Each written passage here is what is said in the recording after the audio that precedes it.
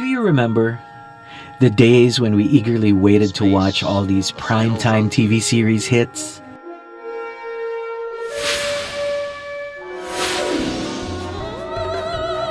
Before cable TV, on-demand shows, and Netflix, there were only a few hours of television each week just devoted to these shows.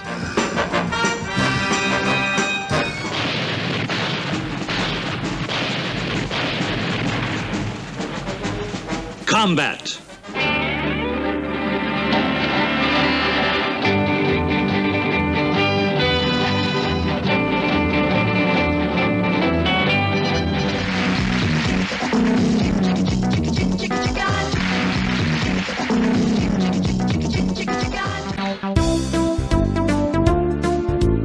Whether you loved or hated the 60s and 70s growing up, these 60s and 70s sights and sounds will take you down memory lane.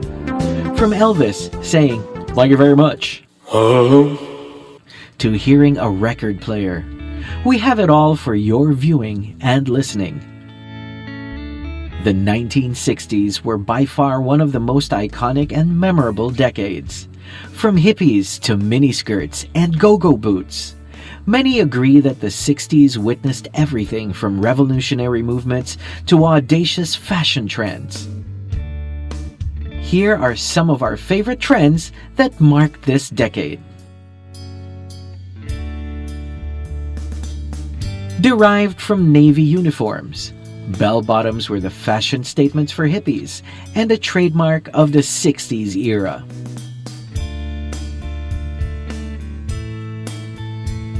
The turtleneck became popular as well as sweater vests, colorful, bright patterned polos, and pants.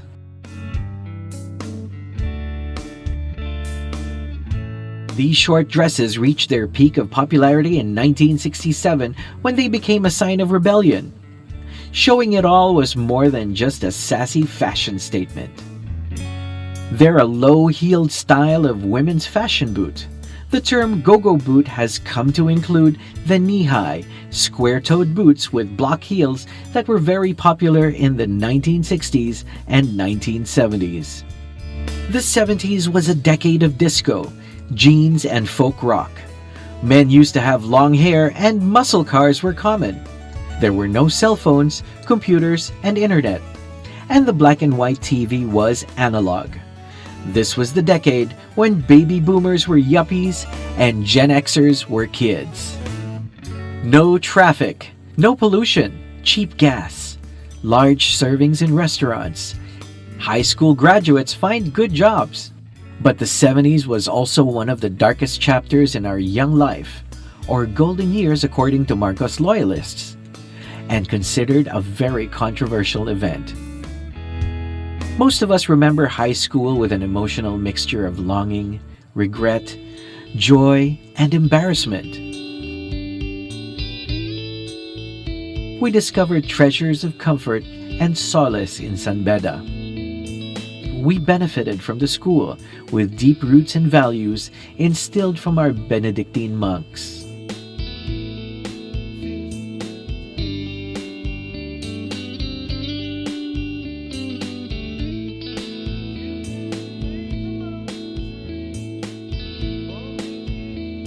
Here are the teachers who stand out among the rest and who had an indelible impact on our lives, even those who we feel did not treat us fairly or even gave us a difficult time.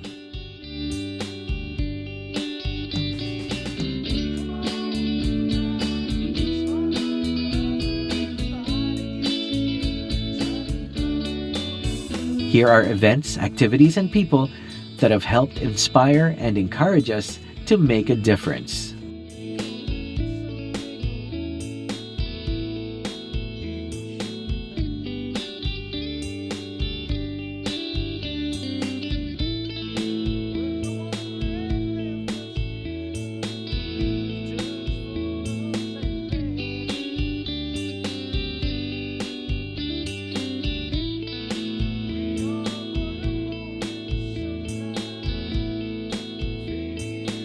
It was a decade that helped shape what we are now because of the way things that were then.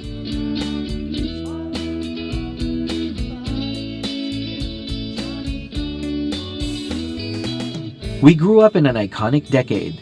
Some things never changed, but many things, products, technology, the way things were done did change.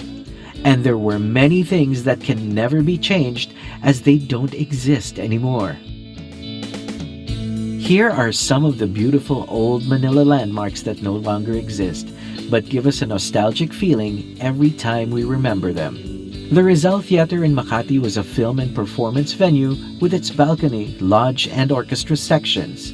It also housed a restaurant and coffee shop called Lila's. Once a popular alternative to the Rizal Theater, this landmark was a venue for movie premieres and also housed the Pancake House restaurant from the 1970s up to the 1980s. The bookstore started from a one-table store in 1945 selling American books, grew into the biggest and most modern bookstore in the Far East in the 50s and 60s. Unfortunately, with more aggressive competition from National Bookstore and with heirs leaving for the US, Alamar started closing its shops in the 1980s. Before it was replaced by SM City Santa Mesa, formerly known as SM Centerpoint, it was considered as one of the most modern markets in the country. In fact, it was the shopping place of choice in the 60s, especially for those who wanted to buy PX goods or products imported from the US.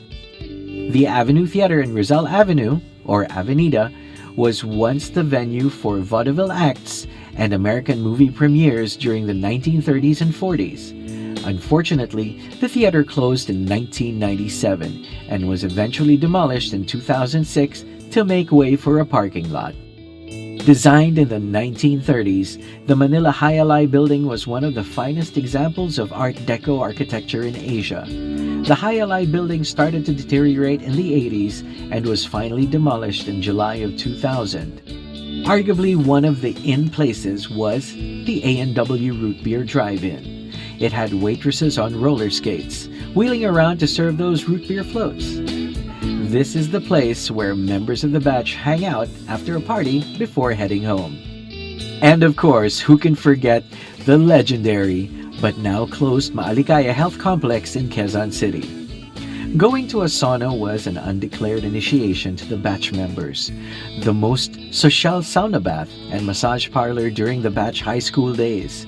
It was dubbed King of the Adult Entertainment Hill because of its exclusive facilities and the famous special services. Manila was awash in willful innocence, and so were Batch 70. Even the music from those years gets imprinted in our brain like nothing that comes later. Here are the sounds all the 70s baby boomers will remember. Try to see it my way. Do I have to keep on talking till I can go on? A bushy, bushy blonde hairdo, serving USA. Walking through a party in the county jail. The prison band was there, they began to wail. When did you watch your knee? Ah, yeah. Cheer up, sleepy Jean. Oh, what can it mean? I don't care. Ain't no place anywhere.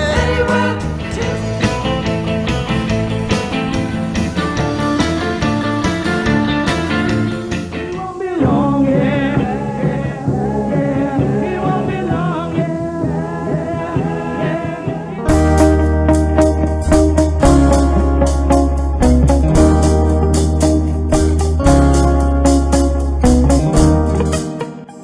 For better or worse, many of us will never forget high school. The unrequited romantic crushes, chronic embarrassment, desperate struggles for popularity, sexual awakening, parental pressure, and above all else, competition, social, athletic, academic. Some look back on high school as the best time of their life and pine for those good old days. Whether or not this was actually the case, it turns out that there may have been some evolutionary changes to having a rosy view of the past. To further complicate things, high school is probably the last time in life when people of all sorts are thrown together for no other reason than they're the same age and sex. Given all this, it's no wonder that the English Romantic poet Robert Southey once wrote that the first 20 years are the longest half of your life, no matter how long you might live. Like the drummer boy, who is responsible for beating out vital battle orders and communication signals to the troops, and placed in harm's way from the beginning of the fight to its conclusion, a Bedan is dauntless and steadfast when faced with adversity. The animo spirit always prevails.